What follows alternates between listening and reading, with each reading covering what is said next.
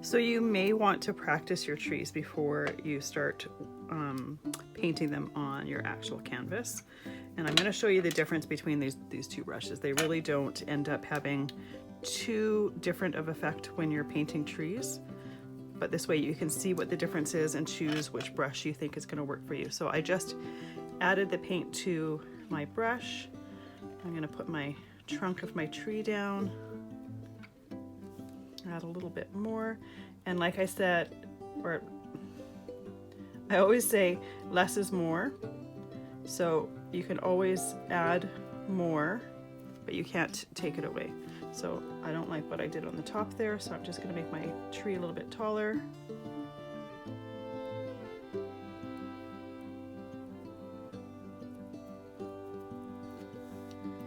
And you can add just a little bit, filling it in a little bit if it didn't get filled in.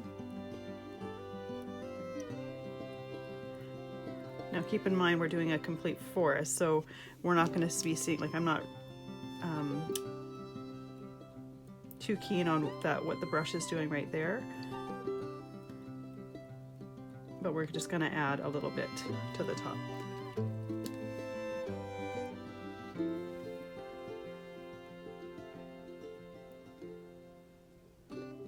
And keep working it till you like it. And that's not bad. And what I might do, like, because this is a little bit off, like it's not really aligned, so what I might do is put another tree beside it.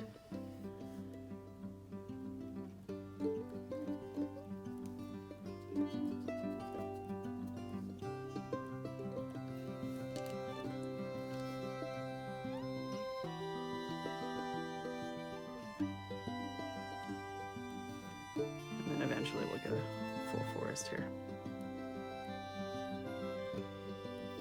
Now, the fan brush is something that I just have recently bought, so I'm not super comfortable using it quite yet. I have done some trees with it, but I find this one is a little bit easier, but it is a little bit thicker. So first I'm going to do my trunk here. My brush is really, really dry, so let's add a tiny little bit of water and see if that helps here. Make sure that it's nice and filled with paint, and again, light-handed.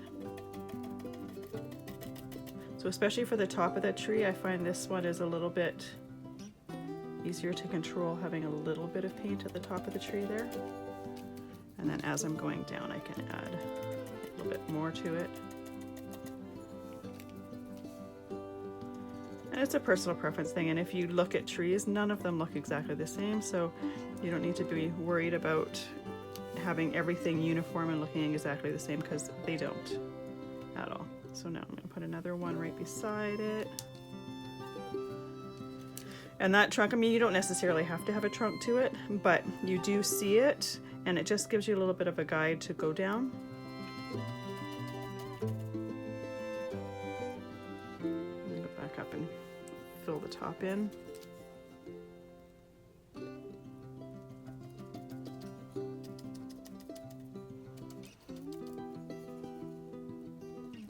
So you may be a little bit more comfortable taking some paper, some cardstock, and practicing your trees ahead of time and just getting a hang of them. And once again, they don't need to necessarily be perfect. Our background for our canvas is a lot darker than this, so you don't actually see some of the details that you might see on these pieces of cardstock that might be criticized.